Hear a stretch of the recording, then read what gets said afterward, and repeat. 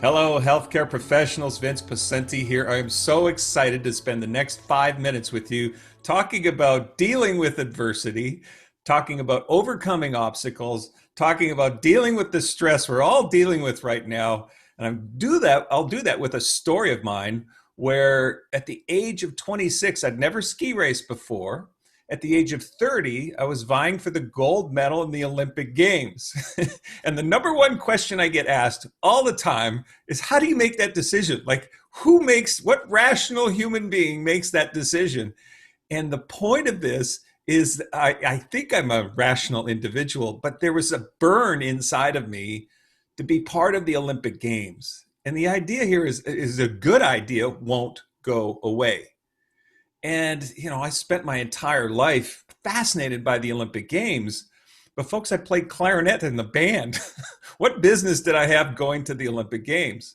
And it all comes down to an issue of alignment of a conscious idea or intention and your subconscious agenda. When you can align what you want to accomplish consciously with the subconscious mind, the outcome is extraordinary.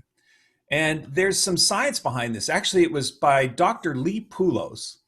And he said in a second of time, your conscious mind processes with 2,000 neurons. So right now, your conscious mind is processing and you're listening what I have to say. And you might be thinking, what am I going to have for lunch for today? Or whatever, that guy looks like Steve Martin, Bill Clinton can't decide. You might be thinking, my wife says I look like the old man from Up. So whatever your conscious mind is thinking, it's with 2,000 neurons every second.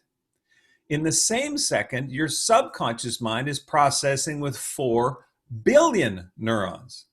4 billion with a B. 2,000 conscious, 4 billion subconscious. Who's in control? The subconscious mind. But this is the grand illusion. We can make an intention of what we want to accomplish within healthcare, with all the stress that we're having to deal with.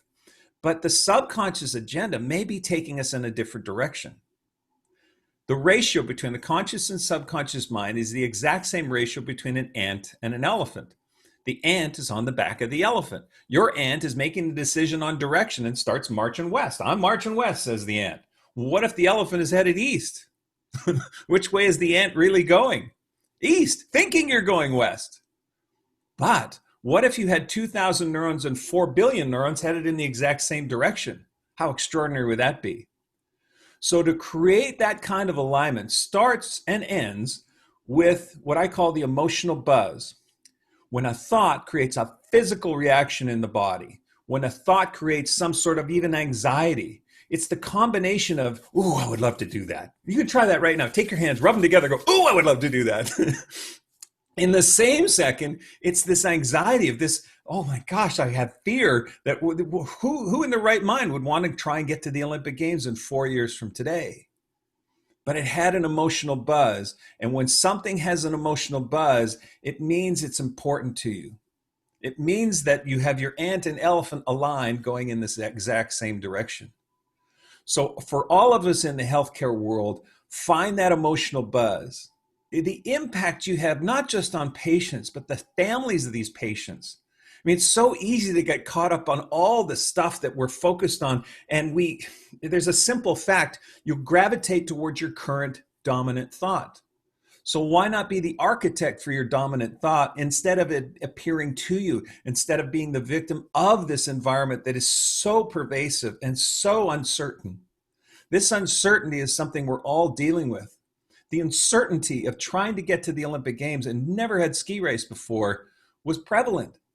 But the emotional buzz, the thought of marching in the opening ceremonies of the Olympic Games made this all come together. Here's a way to stay the course. Here's a way to be the architect of your dominant thought and to use gold dots. I used gold dots as a trigger for my emotional buzz. So every time I saw a gold dot, you'll see it on the back of my cell phone. I'd say to myself, I'm the fastest speed skier in Canada, top 10 in the world. I'm the fastest speed skier in Canada, top 10 in the world. I've got a gold dot on my monitor here. I've got a gold dot over here. I've got it on the odometer in my car. Every time you see that gold dot, boom, I'm the fastest speed skier in Canada, top 10 in the world. Well, what happens? Well, I have an emotional buzz. I'm qualified for the Olympic. If I'm fastest in Canada, top 10 in the world, I'm qualifying for the Olympic Games and I'm marching in the opening ceremonies. Decide what your goal dot is. Surround an emotional buzz. So when you see that goal that triggers, oh, I'd love to do that. And a little bit of anxiety isn't a bad thing either. So here's your takeaway. Decide what your goal dot is. Make sure that that goal dot has an emotional buzz to it, and then put your goal dots all over the place. If you do that, we got this. Healthcare professionals, I'm sending you love and light and knowing that you're in the right place at the right time, making the difference in not just patients' lives, but families' lives as well. Thank you for all you do. Take care.